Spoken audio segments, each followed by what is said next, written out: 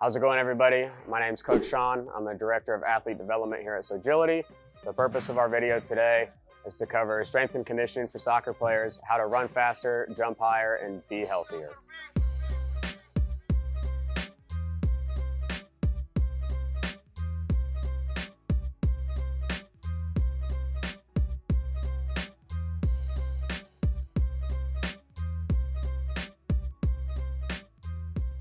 So I'd say, you get that a lot in soccer. People are worried about becoming bulky. You're not really going to get all that bulky unless you're eating a substantial amount of calories. And with our sport, with how much we run, you'd have to really be pushing a big number of calories there to actually be worrying about getting bulky. Most of the training that we do around here and that most soccer programs will be doing is not training where it's going to be bodybuilder specific, that you're doing, this insane amount of weight and reps, trying to get all that mass put on. For soccer players, we're trying to become quick, so we're doing a lot of explosive movements with our lifts at lighter weights and smaller amounts of reps. In season, lifting is not going to affect your game in a negative manner. If anything, it'll help. You're going to be getting more blood flow to the muscles and things like that, so that's going to help you with your recovery. You're also going to be continuing to develop your speed as we're lifting, especially with the way we've got things broken up here at Sogility, with doing a couple strength days a week and a couple speed days a week. So just depending on where you're at in your game, where you're at in your practice week and things like that, hopping in for a different session here and there is not going to negatively affect your season. So there's benefits all over the board for soccer players when it comes to strength training. I'd say the two biggest for me are explosiveness and then our leg power. Obviously, we're a leg dominant sport, so we want to be able to develop a lot of power through our legs, whether we're kicking, jumping, sprinting. So you have to have muscle to do all of those. So while you're strength training, we're building up those muscles in our legs that are going to help us to be more explosive on the field, getting to that first ball, getting higher in the air to win a header, and kicking the ball farther down the field or into the back of the net. I'd say the big rocks for soccer players, obviously being a lower body sport, hips, knees, ankles, making sure our hips are mobile and strong, making sure we've got strong muscles around our knees to help, deter any injuries that we may have, as well as keeping our ankles nice and mobile as well as strong. See a lot of Achilles tendon tears, things like that. So keeping those nice and conditioned so that we don't have those issues. If you don't have equipment, there's about a billion things that you can do. Obviously body weight, you can knock out push-ups, you can do air squats, you can do body weight split squats.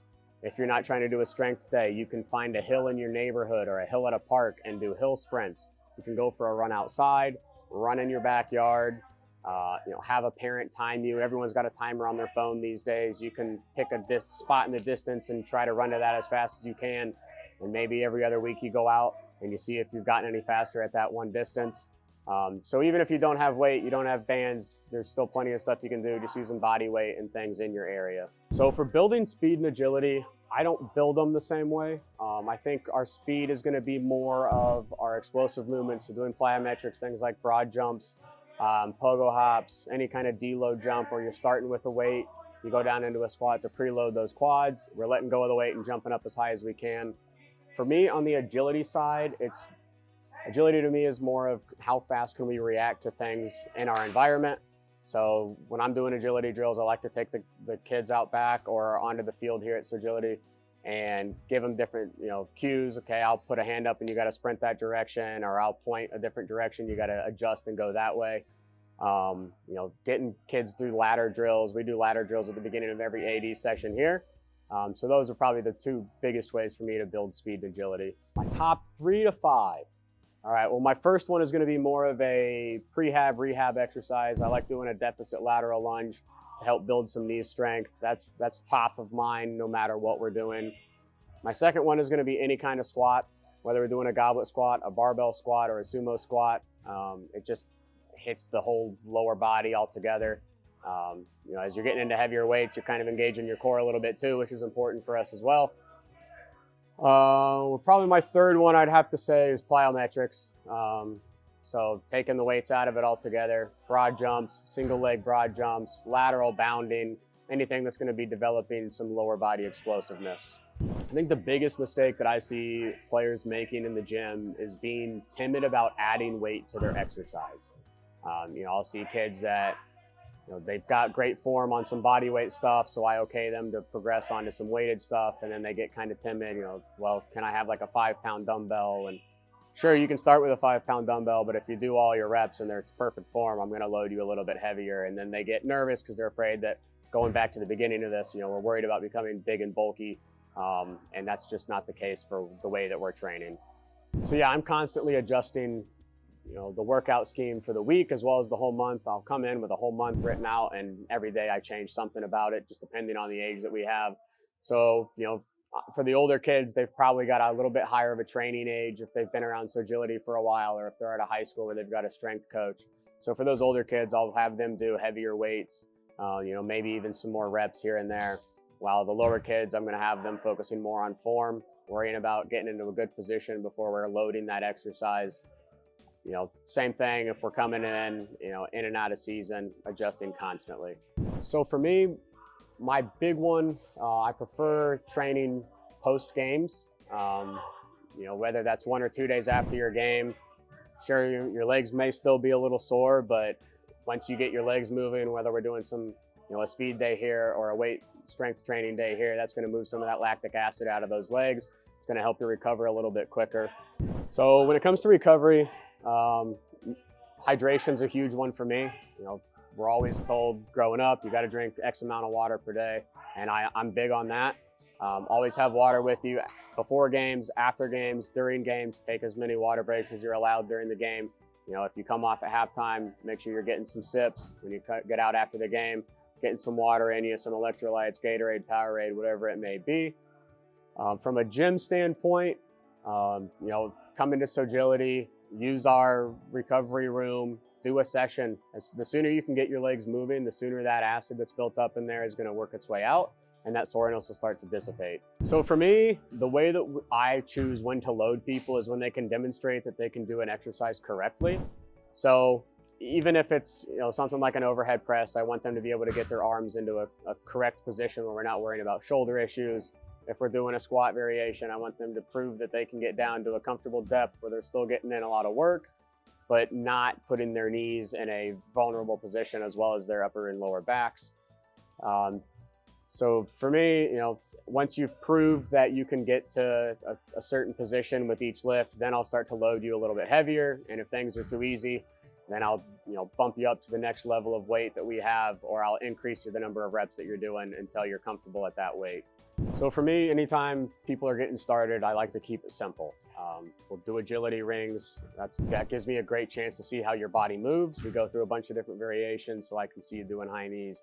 I can see you doing different types of jumping patterns and hopping. And then from there, we'll go through some plyometric work, so I can see how your body moves as it's loading itself. And then after that, we'll move on to some body weight movements, whether we're doing an air squat, some push-ups, maybe even some burpees here and there, just to see where the whole body moves together. And then as we go through that initial process, I'll be making notes in my head about, okay, this person moves all right in this direction, but not so much on this side. So as I move forward programming for the month, I can make notes of that every time that person's in a session, that we need to adjust a couple things here and there. So when it comes to injuries in soccer, I'd say our biggest thing, other than concussions, which we're doing a better job with, dealing with muscle injuries as a whole in soccer. So making sure we're taking our warm-up seriously. I know I was bad about it when I was a soccer player. I wasn't very serious about the warm-up. And as I've gone through school and as I've been in the field for a while, I've realized, okay, I probably should have been taking those warm-ups seriously, and I would have had a lot less injuries. So take your stretching seriously. Don't just goof around and go through the motions. Make sure you recover correctly. That plays a huge role in not getting injured. Make sure we're getting that hydration in, coming in using our recovery room, working out the knots that you have in your body with a foam roller. If people that have questions are always welcome to come over and ask me, hey coach, I've got a sore quad. What do I need to do to stretch it? Or my hamstring's bothering me. How do I stretch that? And I'm happy to give all the athletes here at Sogility the answers to those. So it's amazing how much work the professionals actually do behind the scenes. For every MLS team and almost every USL team now has a director of performance as well as a strength and conditioning coach. So I promise you they are lifting, even if it's not broadcast on ESPN or Peacock or wherever you're watching your games at. The reason that a lot of them are skinny is because the same reason a lot of us are skinny. We're running an insane amount during games. We're running a bunch during practice. We're getting a lot of cardio in throughout the week. And we're also fueling our bodies in a correct manner. So when we are working out, we're not building on too much size. We're just fine tuning the muscles that we do have. One piece of equipment, I would choose probably just an elastic band, especially at soccer. You can get a lot of lower movements done, whether you're doing some monster walks with the resistance, glute bridges. You can take it off your legs, use it for your arms, stretch your arms out. So that'd probably be my go-to if I only had one thing. I like to joke around. I'm always trying to crack jokes with the athletes and things like that. As long as we're working hard and doing the exercise correctly, I'll continue to do that.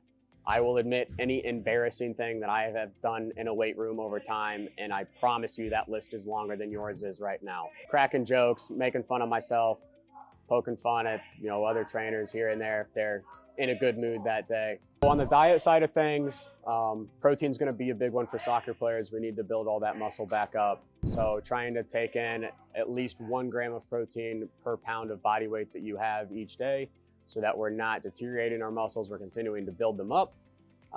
Night before games, couple days out before games, making sure we're getting a lot of carbs in, pastas, breads, things like that. And then back to the hydration stuff. I can't understate that one enough. We got to stay hydrated. Make sure you're getting your electrolytes in as well, post games, pre games, and during practices. Upper body training, there's kind of 2 ways that I look at it for soccer players. One, you've got to take throw-ins. So you've got to be able to throw the ball. You're going to need muscle to do that, whether you're a goalie, a field player. But also when you're shielding players off, the more upper body muscle mass that you have, the harder it is going to be for them to push you over, and a little bit more that you're going to be able to shield that ball, get an arm up, not calling a foul on anybody, but getting an arm up and getting that in between you and the ball. So increasing our upper body strength. We'll do a lot of hammer curls, floor press, dumbbell pullovers in here so that we're getting that upper body work in. For me, with a lifting schedule, if you're doing actual strength training, I would say 2 to 3 times a week. Especially if you're preseason or postseason. While you're in season, that may vary. Maybe you're just doing it 2 times a week, and we're keeping the weights lighter so that you're still staying active, still building on that base that we've developed in your postseason or your off season. But then also continuing to grow even during season. So even as a strength coach now, but a former soccer coach, I was a big proponent of condition by playing. So I think that, while I am a strength and conditioning coach here, I like to let players do their conditioning at practice. Everyone runs enough during practice.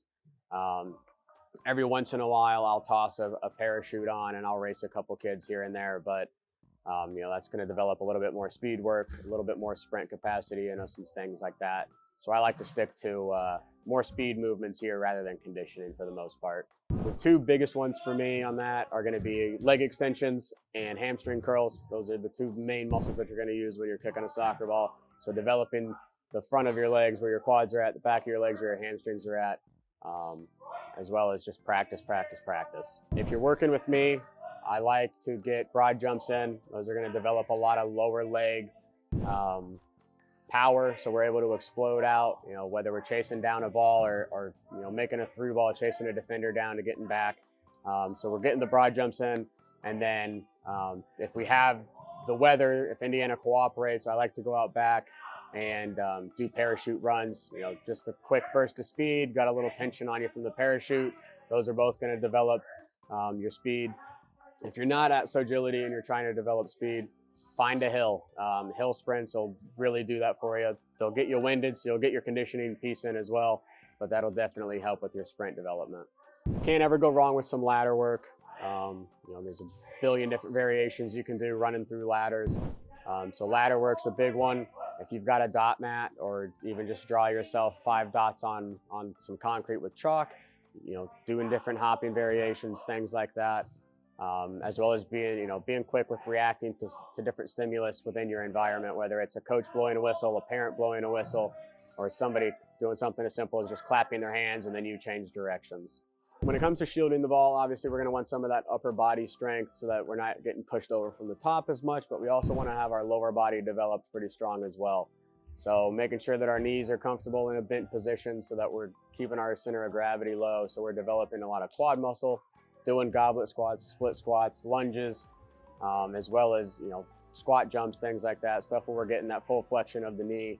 And then, with the upper body, push-ups, we're doing floor press with dumbbells, overhead presses, things like that. I think the big thing for me with parents is, while yes, you want your kid to perform well, when it comes to some of the strength and conditioning stuff, if you're doing some workouts at home, don't over push the kids. There's a fine line between training and overtraining, and when you start to push into that overtraining phase, that's when you start to see some of these muscular injuries that are taking players out of games or maybe out of seasons. Parents, athletes, use me as a resource. I'm always around Sogility. My email's posted on the site. My cards are at the front desk. If you have questions about your development or your athlete's development, feel free to shoot me an email. Grab me while I'm in the facility. I'm always happy to talk strength and conditioning with players as well as with the parents. Thanks for watching today's video. Don't forget to like and subscribe. If you want to come check us out at Sogility, your first session with a trainer is free. Follow the link below or check us out at www.sogility.net. If you've got more questions for us, drop them down in the comments and we will make a part 2 for you.